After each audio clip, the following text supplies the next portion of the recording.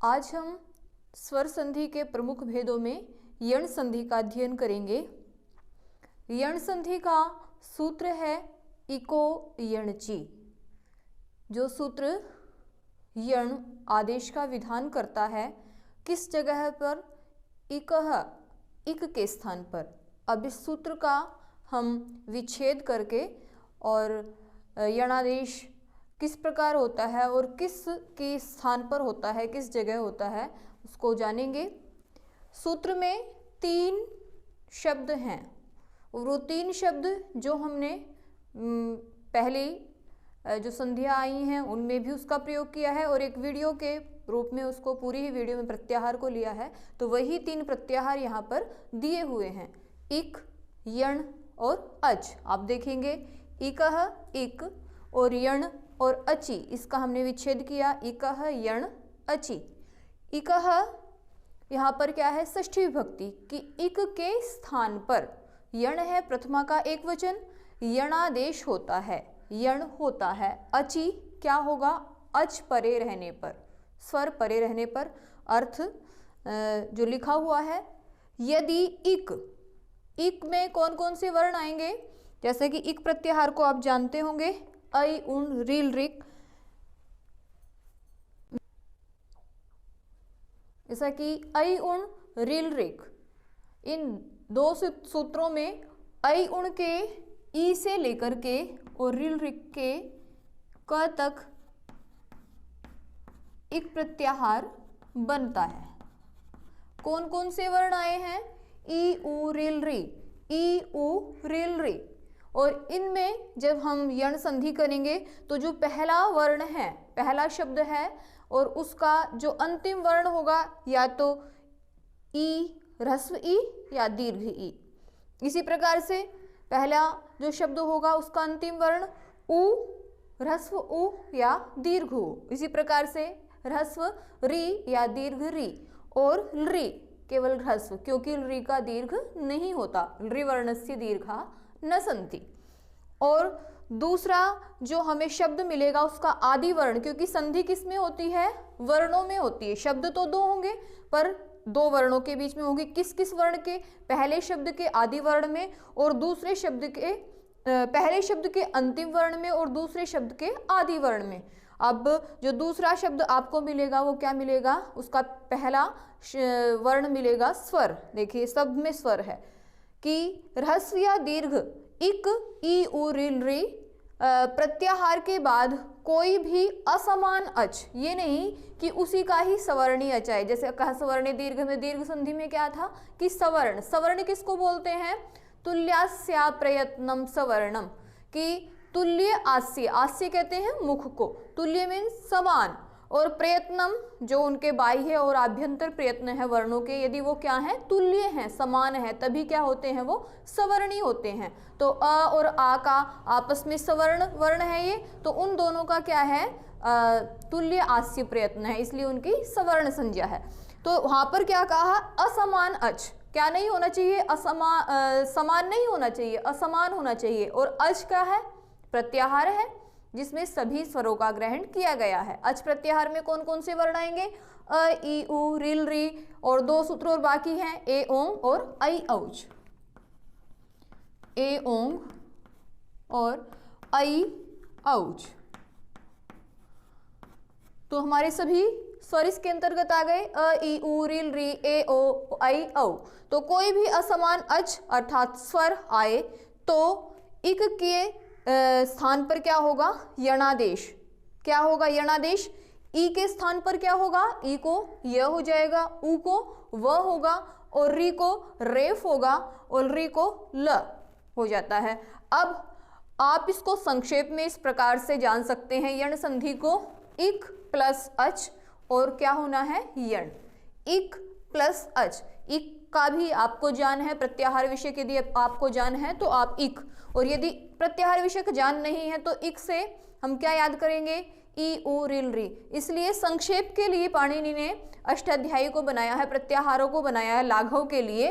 तो हम लाघव लाने के लिए और सूत्रात्मक रूप से, क्योंकि हमें जो भी चीज़ें होती हैं वो जल्दी से याद हो जाती हैं, तो सूत्र आप यहाँ पे इको यणची लेंगे तो आपको एकदम से ही यण संधि का जो है पूरा आपके सामने रूप प्रकट हो जाएगा। तो इक और अज, इक अज, इक क्या होगा? पूर्व वर्ण होगा, अज क्या होगा? परवर्ण, पर मीन्स दूसरा वर्ण होगा, और उसके बाद आपको क्या प्राप्त होगा? संधि वर्ण। संधि वर्ण क्या है हमारे? य व र ल। तो ई ह्रस्व हो या दीर्घ हो, वो पहला उदाहरण आप देखेंगे, और स्वर और उसको यह होना, जैसे कि आप देखेंगे यहाँ पर हमने प्रत्याहार सीखे, अब हम संधि में इनके उदाहरण देखते हैं।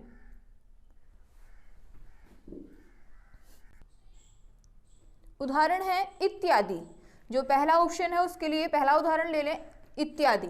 तो इत्यादि का हम संधि विच्छेद करते हैं। पहले संधि विच्छेद क्या होगा? इति प्लस आदि ही, इति प्लस आदि। अब आपको जो उसके स्थान पर आदेश करना है उसके लिए हमें क्या सीखना होगा? वर्ण विच्छेद, जिससे आप बिल्कुल भी पजल नहीं होंगे। जैसे हमें ई के स्थान पर क्या आदेश करना है? य। ई को क्या करेंगे? य। आपको दिख भी रहा होगा, ये यहाँ पर हमें यह वर्ण प्राप्त होगा। तो इत, इति में क्या क्या वर्ण है? ई, त और ई।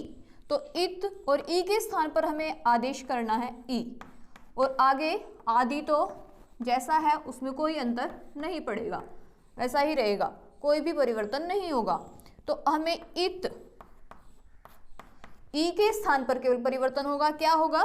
य, हलंतीय और आदि। ये था हमारा संधि विच्छेद, और ये क्या है? हमारे दोनों वर्ण विच्छेद। वर्ण विच्छेद से आपको एकदम स्पष्ट होगा कि जिसके स्थान पर जो आदेश होना है, ई के स्थान पर क्या आदेश होना है? यह, और सभी वर्ण अपनी जिस अवस्था में थे वैसे के वैसे ही रहेंगे, अपरिवर्तित रहेंगे। तो इत, इत और य में क्या जोड़ दिया हमने? आदि जोड़ दिया। स्वर की सहायता से बोले जाते हैं व्यंजन, तो यादि, इत्यादि। इसी प्रकार दूसरा उदाहरण देखेंगे, यद्यपि। ये उदाहरण भी अधिकांश जो परीक्षाएं होती हैं कॉम्पिटिटिव एग्जाम्स उनमें आता है। यद्यपि, पहले संधि विच्छेद करेंगे यदि प्लस अपि, और संधि विच्छेद में आपको यण संधि में क्या होगा? जो पहला शब्द होगा उसके अंत में ई, उ, रील, री मिलेंगे। यहाँ पर हम पहले ऑप्शन को कर रहे हैं, तो यहाँ पे क्या है? पहले शब्द में आपको ई मिलेगा, ठीक है, और दूसरे में तो कोई भी असमानच हो सकता है, अ हो सकता है, ई हो सकता है, रील, री, ए, ओ, आई, ओ, कोई भी हो सकता है। तो यहाँ पे भी हम फिर अब वर्ण विच्छेद करते हैं, यद प्लस ई प्लस अपि। आपको किसके स्थान पर परिवर्तन करना है? ई के स्थान पर, केवल मात्र किसके स्थान पर? ई के। तो यहाँ पर एक बात और ध्यातव्य है, जो मैंने यहाँ पर लिख रखी है, ध्यातव्य बात, कि यहाँ पर एकादेश नहीं होता। यहाँ अर्थात यण संधि में जैसे हमने किया था, दीर्घ संधि में भी एकादेश, एकादेश मतलब दो के स्थान पर एक आदेश होना। तो एकः पूर्व परयोः जो सूत्र है वो कहाँ तक प्रवृत्त होगा? दीर्घ संधि में होगा, गुण संधि में होगा और वृद्धि संधि में होगा, क्योंकि वहां पे क्या है? दोनों ही पक्षों में पूर्व और पर दोनों वर्णों के स्थान पर एक आदेश होता है। परंतु यण संधि में क्या उससे वैशिष्ट्य है या क्या अलग है? ये विशेषता है कि उसमें एक आदेश नहीं होता, के दो वर्णों के स्थान पर एक आदेश नहीं होता, अपितु एक के स्थान पर ही परिवर्तन होता है। इक के स्थान पर ही, ई, उ, रील, री के स्थान पर ही परिवर्तन होता है। ये नहीं है कि आप जो दूसरा पर वर्ण है उसको उसमें भी परिवर्तन करेंगे, नहीं। वो तो जैसा आप देख रहे हैं यहाँ पर, यद, ई, अपि जैसा का तैसा था वैसा ही उसमें ई में आकर के, ई के रूप में परिवर्तन होकर य में आकर जुड़ जाता है। यद और य, ई के स्थान पर यह हुआ, और अपि। अब इसको जोड़ देंगे, यद्य,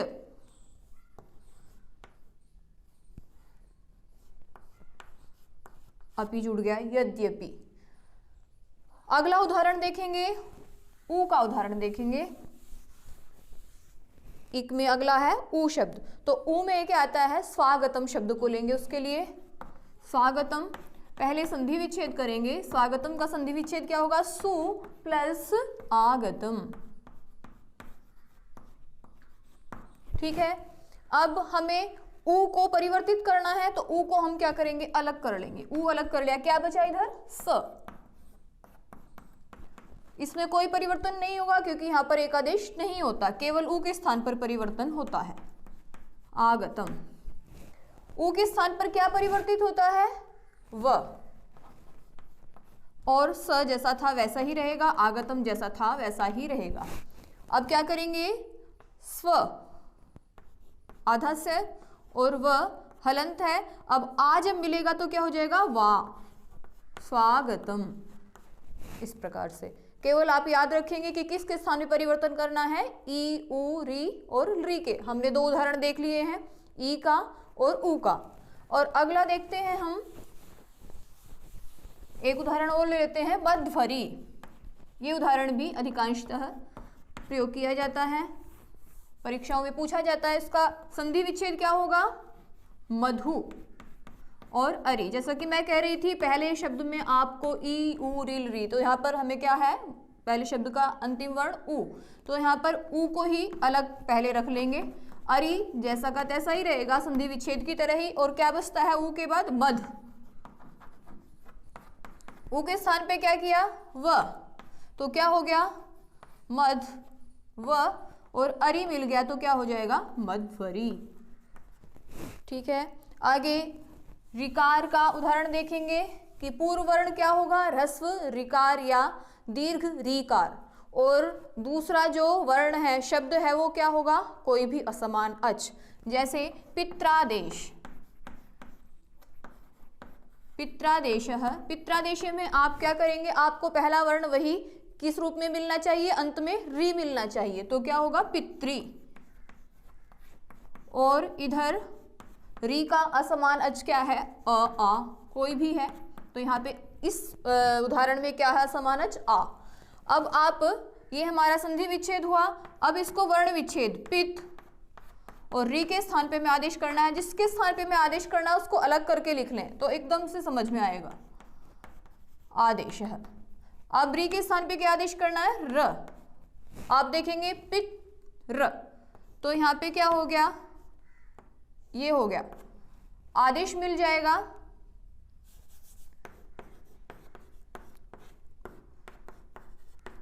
तो हो जाएगा पित्रादेशः। पित्रादेशः, यहाँ पर ये वर्ण विच्छेद का रूप है।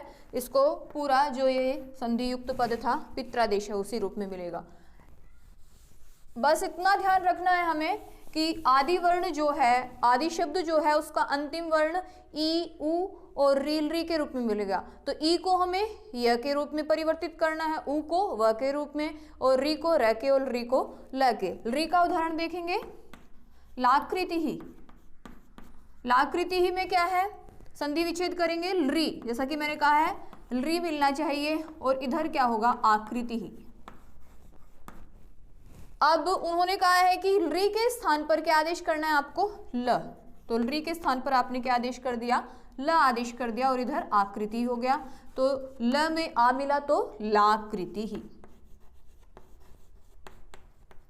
ये हमारा यण संधि का जो नियम है, इको यणची, इस सूत्र पर आधारित यह यण संधि आसानी से समझी जा सकती है। और आपको ये जो यहाँ पर परफॉर्मा दिया हुआ है, एक यहाँ पर सभी बातें कोई शायद ही रही हो यण संधि से संबंधित बात, तो आप इसको पढ़ते समय अपनी नोटबुक में भी लिख सकते हैं।